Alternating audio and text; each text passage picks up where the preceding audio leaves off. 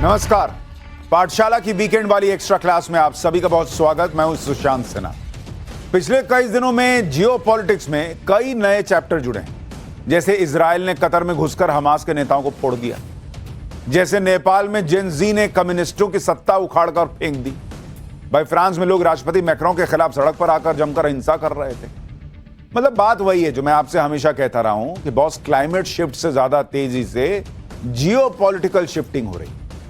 अब आप खुद देखिए, जो ट्रंप भारत पर 50% टैरिफ ठोककर दुनिया के दादा बनने का प्रयास कर रहे थे, उन्होंने भाई साहब ने अपनी गाड़ी में बैक गियर लगाया, पीछे आए, भारत और पीएम मोदी की तरफ गाड़ी मोड़ दी।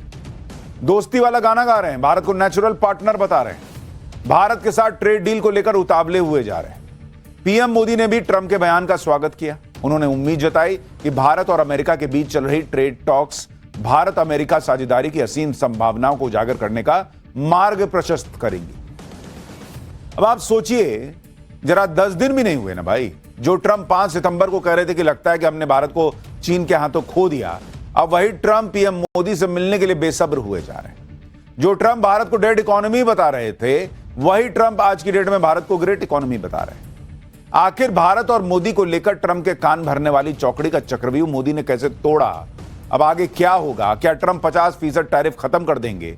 अगर ऐसा है तो वो यूरोपीय यूनियन के जो देश हैं उनसे भारत पर 100% टैरिफ लगाने का अनुरोध क्यों कर रहे हैं?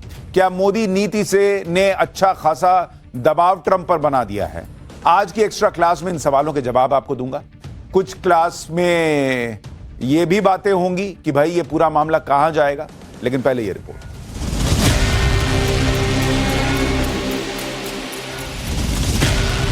बदले बदले से ट्रंप नजर आते हैं, पर इस बदले रुख में क्या भरोसे के कोई रास्ते दिख जाते हैं?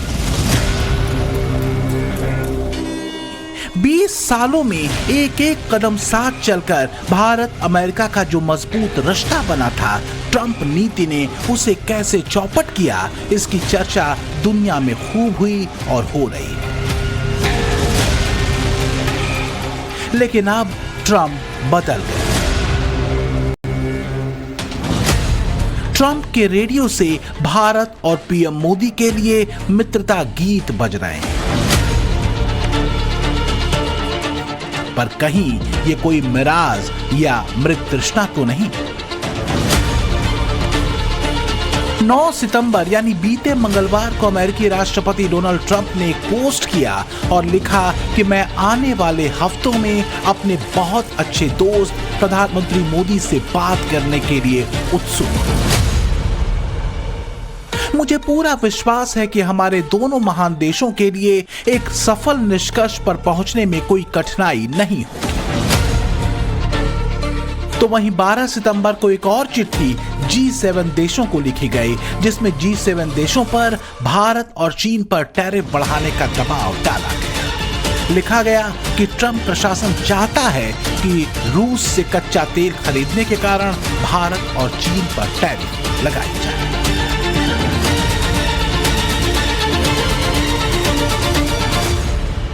तो क्या वास्तव में ट्रंप पर भरोसा किया जा सकता है, या फिर भारत को दोस्त के लबादे में मिल रहे एक शातिर राष्ट्राध्यक्ष से ज्यादा सतर्क रहने की जरूरत है? 1 सितंबर की तियानजिन में बनी इन तस्वीरों ने ट्रंप की किरकिरी अमेरिका के साथ ही पश्चिमी देशों में खूब कराई। इन तस्वीरों का ट्रंप के दिमाग पर कितना असर हुआ, इसे आप ऐसे समझ सकते हैं कि 5 सितंबर को ट्रंप ने कहा कि लगता है भारत को हमने खो दिया। 6 सितंबर को वो उठे तो कहा मोदी मेरे दोस्त हैं, मैं हमेशा उनका दोस्त रहूंगा। 9 सितंबर को एक बार फिर कहा कि भारत और अमेरिका नेचुरल साझीदार हैं। लेकिन 9 सितंबर को ही फिर पलटी मारी और यूरोपीय यूनियन से भारत पर 100% टैरिफ लगाने की बात कही। फिर 12 सितंबर को G7 देशों पर 100% टैरिफ लगाने का दबाव बनाया। तो क्या अनर्गल दबाव बनाते बनाते ट्रंप खुद दबाव में आ चुके हैं? हफ्ते की शुरुआत में अमेरिका और अमेरिकी राष्ट्रपति डोनाल्ड ट्रंप के भारत को लेकर बदले हुए सुर और दोनों देशों के बीच ट्रेड डील पर बनती बात क्या इसी दबाव का नतीजा है? ट्रंप ने पीएम मोदी के साथ मित्रता का राग अलापा और भारत को अमेरिका का स्वाभाविक साझीदार बताया, तो क्या ये सिर्फ इसलिए था कि देश के भीतर उठते आलोचनाओं के सुर और विरोध थम जाए? क्योंकि रिसर्च बताती है कि बड़े टैरिफ से अमेरिकी जीडीपी में 0.4% तक की गिरावट आ सकती है। ये करीब $100 अरब से भी ज्यादा का सालाना नुकसान है। हालांकि अमेरिका को यह नुकसान बहुत बड़ा नहीं है, लेकिन इंडो पैसिफिक में भारत जैसे आर्थिक और सैन्य नजरिए से मजबूत पार्टनर को खोना अमेरिका के लिए बहुत घाटे का सौदा है, इसमें कोई शक नहीं। तो क्या यही वजह है कि अब ट्रंप को अपनी गलती का एहसास होने लगा है? सवाल यही है कि ट्रंप कितनी दूर तक अपने कहे गए शब्दों के साथ चल पाएंगे, और भारत, अमेरिका और खासकर ट्रंप पर भरोसा करें तो करे कैसे? क्योंकि मोदी ट्रंप की जिस केमिस्ट्री की चर्चा बीते एक दशक से दुनिया में होती थी, उस केमिस्ट्री को लेकर अब सवाल गहरे हो गए। क्या भारत अब अमेरिका पर भरोसा कर पाएगा फिर वैसा जैसा पहले कर रहा था? मैंने एक बात पहले भी आपसे कही थी कि जियो पॉलिटिक्स में कोई स्थायी दोस्त, स्थायी दुश्मन ऐसा कुछ होता ही नहीं है भाई। असल मुद्दा होता है और राष्ट्र के आपसी हितों का होता है। ट्रंप नीति और मोदी की नीति में बड़ा अंतर यह रहा है कि ट्रंप सिर्फ अमेरिकी हितों पर फोकस करें, दिक्कत इससे नहीं, लेकिन अपने हितों को साधने में दूसरे साझेदार को नुकसान पहुंचाएं, यह गलत है। दूसरी तरफ पीएम मोदी की नीति परस्पर हितों पर फोकस रही। दूसरा, ट्रंप के चारों तरफ मौजूद कुछ उनके बड़बोले एडवाइजर्स ने भी ऐसा लगता है कि भारत के खिलाफ ट्रंप को भड़काने में अच्छी खासी भूमिका निभाई। और हद तो यह भी है कि अभी भी वो अपनी हरकतों से बाज नहीं आ रहे। पीटर नवारो और हार्वर्ड लुटनिक जैसे चेहरे हैं। तो क्या ट्रंप का लौट कर घर आना एक तरह से पीएम मोदी नीति के अपने तय लक्ष्यों को हासिल कर लेना है?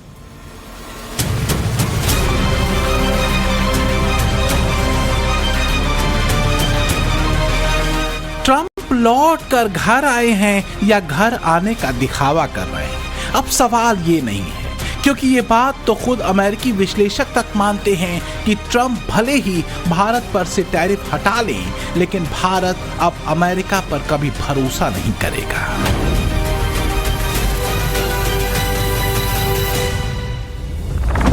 ट्रंप के सुर बदले क्योंकि मोदी ने बता दिया कि भारत के पास विकल्पों की कमी नहीं। ब्रिटेन, जापान के साथ कई और बाजार भारत ने तैयार किए। यूरोपीय यूनियन के साथ भी ट्रेड डील अंतिम दौर में है और भारत, रूस, चीन का संभावित कॉम्बिनेशन ट्रंप को चिंता में डाल रहा है। ट्रंप को संदेश मोदी ने दे दिया कि भारत को पुराना भारत समझने की भूल न करें। ट्रंप के अनैतिक और अन्याय से भरे टैरिफ के सामने पीएम मोदी नहीं झुके। भारत अड़ा रहा, मोदी अड़े रहे, क्योंकि बात भारत के स्वाभिमान की थी। ट्रंप टैरिफ के सामने न झुककर अपनी शर्तों पर अडिग रहकर एक संदेश मोदी ने दुनिया को भी दे दिया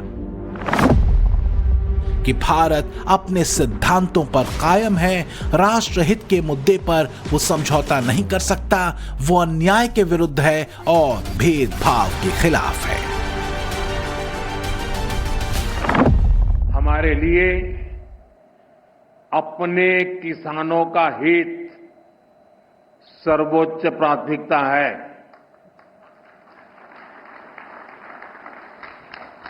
भारत अपने किसानों के, पशुपालकों के और मछुआरे भाई बहनों के हितों के साथ कभी भी समझौता नहीं करेगा।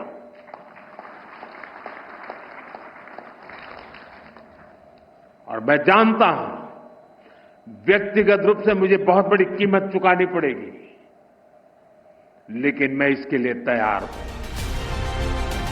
मोदी मंत्र ने सिर्फ एशिया ही नहीं बल्कि ऐसा लगता है कि यूरोप को भी एक नई राह दे दी है, अमेरिकी छत्रछाया से बाहर आने की राह। तभी तो यूरोपीय यूनियन ने ट्रंप के भारत पर 100% टैरिफ लगाने के निर्देश को दो टूक जवाब दे दिया। यूरोपीय संघ के अधिकारियों का कहना है कि अमेरिकी राष्ट्रपति ट्रंप द्वारा 100% तक शुल्क लगाने के आग्रह के बावजूद वो रूस से तेल खरीद को लेकर भारत और चीन पर शुल्क बढ़ाने की संभावना नहीं रखते। ये रुख ऐसे समय में आया जब भारत और यूरोपीय संघ एक व्यापार समझौते को अंतिम रूप देने में लगे हुए हैं, जिसके 23 में से 11 चैप्टर्स पर पहले ही सहमति बन चुकी है। यूरोपियन यूनियन किसी भी कीमत पर भारत के साथ डील को जटिल नहीं बनाना चाहता और उसका जोर भारत यूरोप व्यापार संबंध को सरल बनाने पर है। मोदी की प्रतिबद्धता, मोदी का कमिटमेंट राष्ट्र से है और भारतीयों के लिए है। यही वजह है कि अमेरिका से डील फाइनल हो न हो, पीएम मोदी अपने काम, नए विकल्पों की तलाश और नए डील्स को लेकर एक्टिव है, ताकि न देश की तेज रफ्तार जीडीपी पर कोई असर पड़े और न ही टैरिफ के असर में आने वाली अलग अलग इंडस्ट्रीज से जुड़े लोगों की नौकरियों पर। Do you think the 50% tariff that that is already now implemented will shave off a large part of our GDP growth? No, I don't think. It can have an impact, but we are also equally helping the export industries, particularly those who are hit by this 50% tariff, to be able to withstand it, and also in the meanwhile try to look at newer markets where they can take their products. We'll stand by our industry and therefore don't allow them to get hit adversely too much by this tariff. And if they are able to stand and do their business, GDP should not be that much affected. Trump जितनी जल्दी feudalistic यानी सामंतवादी नजरिए से निकल जाएं, उतना बेहतर। सुबह दोस्ती और फिर शाम तक टैरिफ वाली रट से वो सिर्फ अपनी भद नहीं पिटा रहे, बल्कि अमेरिका को रुस्वा कर रहे हैं। वो उस वादे के बिल्कुल उल्टी दिशा में भाग रहे हैं जो वो भरे मन से किया करते थे। भारत और यूरोप के बीच व्यापारिक समझौते का मतलब है दोनों के हित, इसलिए दोनों एक दूसरे के लिए महत्व रखते हैं। पीएम मोदी ने एक तरह से यूरोपीय संघ को भी इस बात का एहसास करा दिया है कि दुनिया का मतलब सिर्फ अमेरिका नहीं है। पिछले साल यूरोपीय संघ के साथ भारत का कारोबार करीब 135 अरब डॉलर का था। गुड्स और सर्विसेज मिला दें तो यह आंकड़ा करीब 184 अरब डॉलर का हो जाता है।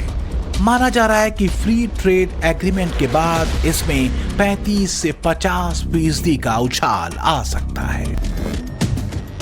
भाई शुक्र मनाना चाहिए कि आज भारत आर्थिक शक्ति बनने की राह पर, दुनिया की चौथी बड़ी अर्थव्यवस्था है। फिच जैसी रेटिंग एजेंसी भारत की जीडीपी की ग्रोथ रेट मौजूदा वित्तीय वर्ष में अनुमान से ज्यादा रहने का ऐलान कर रही है। जो पहले 6.5% थी, वो अब करीब करीब 7% होने का दावा किया जा रहा है। और ये अमेरिका की एजेंसी है बॉस। इसका मतलब क्या हुआ? मतलब सीधा सीधा यही है कि ट्रंप का 50% वाला दाव मोदी नीति ने धुआं कर दिया। कहने का मतलब है कि ट्रंप टैरिफ लगा तो रहे थे, लेकिन मोदी ने उसको उतनी ही तेजी से काउंटर किया। देश के लोगों से स्वदेशी सामान खरीदने की अपील से लेकर नए मार्केट खोजने, दूसरे देशों से बड़ी और ऐतिहासिक डील करने तक मोदी लगातार काम करते रहे। मोदी की अर्थनीति और कूटनीति साथ साथ चलती रही। चीन के साथ रिश्ते को सामान्य करने की दिशा में तेजी से काम कर रहे थे और आखिरकार ट्रंप को यह समझ में आ गया कि कहीं ऐसा ना हो कि वही हाल हो जाए कि ना मोहब्बत मिली ना विसाले सनम। वैसे भी दुनिया के लिए भारत और पीएम मोदी का जेस्चर हमेशा से एक दोस्त का ही रहा है। राष्ट्रहित को सबसे ऊपर रखने लेकिन दूसरों को नुकसान न पहुंचाने की नीति प्रधानमंत्री मोदी की नीति रही। देश हित से बड़ा किसी राष्ट्राध्यक्ष का ईगो नहीं हो सकता। ये बात डोनाल्ड ट्रंप को पीएम मोदी से सीखनी चाहिए। मोदी ने यह साबित भी किया। चीन के साथ भारत के संबंध खटास भरे रहे, लेकिन संवाद और सार्थक बातचीत से दोनों देशों के बीच जमी बर्फ पिघलनी शुरू हुई। पीएम मोदी ने दुनिया को बता दिया है कि नए दौर की जियोपॉलिटिक्स में परस्पर हित ही मित्रता की गारंटी बन सकते हैं धौंस या फिर दादागिरी नहीं।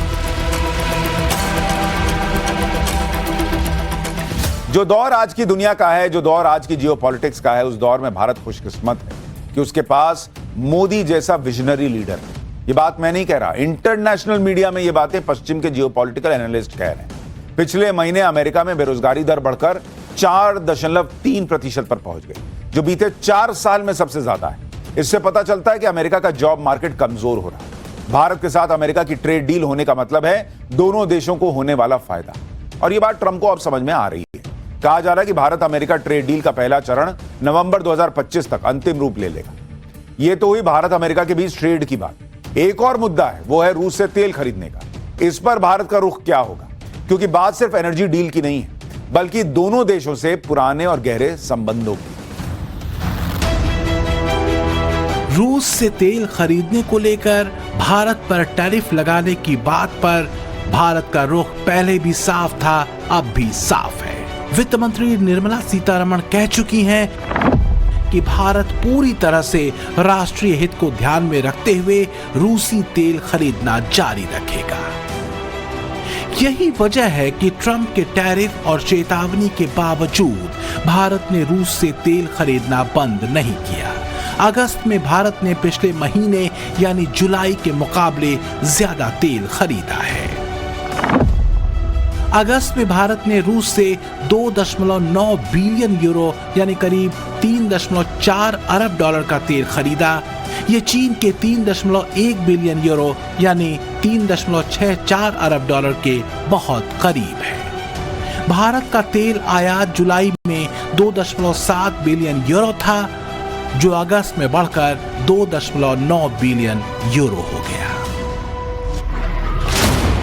जापान हो या यूरोपीय देश या फिर ग्लोबल साउथ, पीएम मोदी ने कम से कम एक मंत्र तो पूरी दुनिया को दे दिया: अनीति और अन्याय के खिलाफ अडिग रहना, अपनी संप्रभुता और अपने राष्ट्र हित को लेकर अडिग रहना और परस्पर सहयोग करना।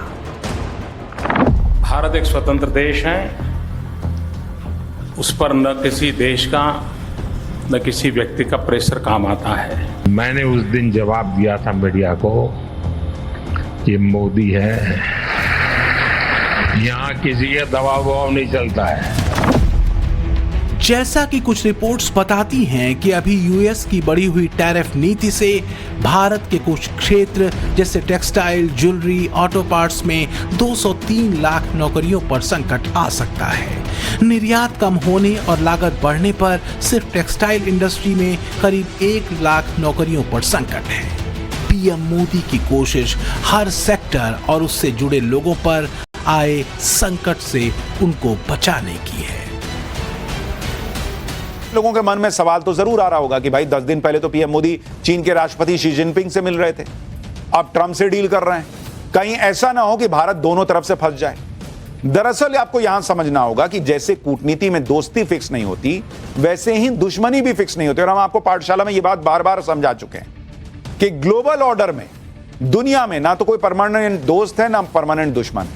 और नरेंद्र मोदी का हिसाब तो वैसे ही क्लियर है कि भारत के लिए अच्छा सोच रहे हो तो दोस्त हो, नहीं अच्छा सोच रहे हो तो जाओ अपना देखो, हम अपना देख लेंगे। कल तक ट्रंप भारत से भिड़ रहे थे, तेवर दिखा रहे थे, झूठे बोल रहे थे कि सीज फायर कराया। तो नरेंद्र मोदी ने कहा कि जाओ तो अपना बैठे रहो, फोन पे भी बात नहीं करूंगा, जाओ जो करना कर लो। आज वो अच्छी अच्छी बातें कर रहे हैं, तो नरेंद्र मोदी भी ठीक है, अच्छी बात कर रहे हो, पॉजिटिवली ले रहे हो, तो हम भी पॉजिटिवली रिस्पॉन्ड करें। कौन ही थोड़ी मार देंगे भाई, अमेरिका है, पाकिस्तान थोड़ी है कि लात मार के आगे बढ़ जाए आदमी।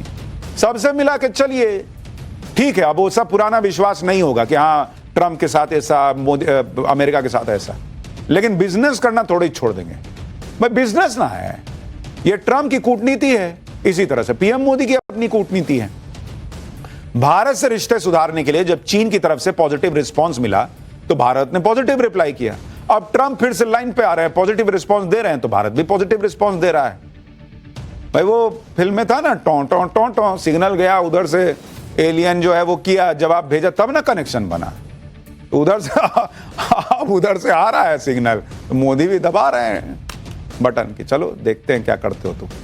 तो ये सारा मामला चल रहा है, लेकिन अभी भी फाइनल बात होनी बची है और कोई ग्लोबल ऑर्डर जो है वो बदलना, रशिया को धकिया दिए, चीन को छोड़ दिया, ऐसा नहीं हुआ है। हाँ, अमेरिका पॉजिटिव बात कर रहा है तो हम भी पॉजिटिव बात कर रहे हैं। भारत और अमेरिका की ट्रेड डील का फाइनल होना एक तरह से बड़े सेक्टर में चल रही स्थिरता या गिरावट के अंदेशों को दूर कर सकता है। ये भी अमेरिका को समझने की जरूरत है कि अगर भारत को उसकी जरूरत है तो अमेरिका के लिए भी भारत उतना ही जरूरी है, खासकर इंडो पैसिफिक रीजन में। ये बात जियोपॉलिटिकल एक्सपर्ट कहते रहे हैं। पाठशाला की वीकेंड वाली एक्स्ट्रा क्लास में अब नेक्स्ट चैप्टर, जो कि चीन और पाकिस्तान को तनाव देने वाला है। बॉस, इंडियन आर्मी ने ऐसा धांसू प्लान बनाया है जिसमें दुश्मन पर 3 गुना ज्यादा घातक अटैक होगा। इस हमले के लिए हमें ना तो राफेल उड़ाने की नौबत आएगी, ना ही सुखोई 30 MKI को बॉर्डर पर पार कराना होगा। आप सोच रहे होंगे कि ऐसा कैसे मुमकिन है? भाई साहब, इसका पूरा खाका तैयार हो चुका है। कौन से हथियार की रेंज कितनी बढ़ानी है यह भी डिसाइड हो गया है। और सबसे बड़ी बात, इस टारगेट को अगले कुछ महीने के भीतर पूरा करने पर फोकस है, क्योंकि खुद आर्मी चीफ कह रहे हैं कि अगला युद्ध जल्द हो सकता है। ऑपरेशन सिंदूर के दौरान हमारे एक हथियार ने ऐसा ही कमाल किया था, जिसके बाद भारतीय सेना ने इस प्लान को एग्जीक्यूट करना शुरू कर दिया है। यह होगा कैसे, कौन सी तकनीक होगी, क्या कोई दिक्कत भी इसमें आएगी, पूरा विश्लेषण आपको इस रिपोर्ट में दिखाता हूं। ऑपरेशन सिंदूर के दौरान भारत के स्वदेशी हथियारों की ताकत पूरी दुनिया ने देखी है।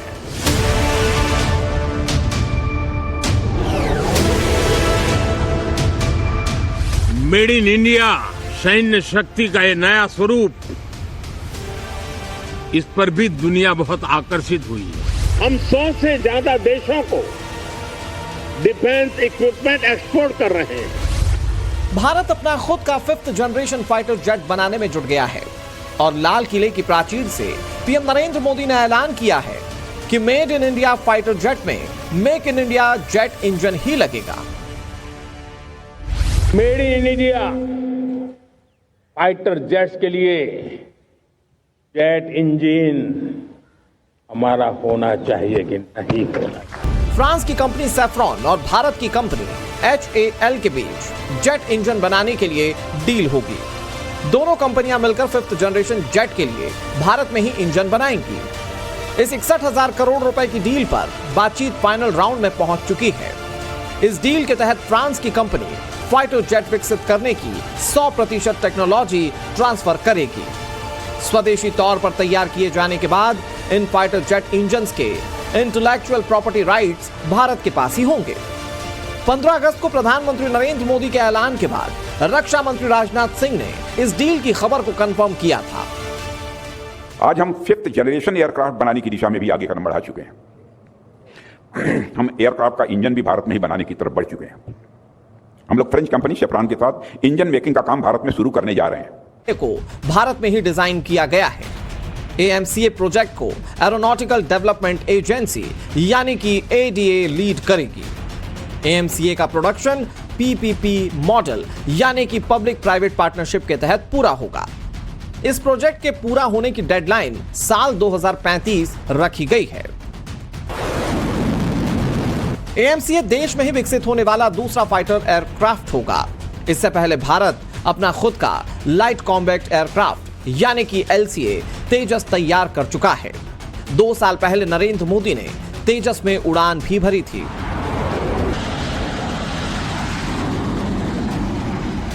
तब चीजें होंगी तब आप 5th जनरेशन फाइटर जेट माने जाते हैं। पहली, स्टेल्थ टेक्नोलॉजी, मतलब दुश्मन के रडार में ये डिटेक्ट नहीं होगा। AMCA के इस फीचर को लो रडार क्रॉस सेक्शन कहा जाता है। दूसरी रिक्वायरमेंट होती है इंटरनल वेपन स्टोरेज, यानी इसमें हथियारों को छिपाने के लिए सीक्रेट स्पॉट होते हैं, बाहर से हथियार दिखाई नहीं देते। 5th generation fighter jet super cruise speed में उड़ते हैं, यानी इनकी स्पीड आवाज ध्वनि की स्पीड से ज्यादा होती है। भारत के AMCA की स्पीड 1975 किलोमीटर प्रति घंटा तक होगी, जो आवाज की स्पीड से करीब दोगुनी है। और इन फाइटर जेट्स में मल्टी रोल कैपेबिलिटी होती है, मतलब ये युद्ध भी कर सकते हैं, बॉम्बिंग भी कर सकते हैं और एयर डिफेंस भी कर सकते हैं।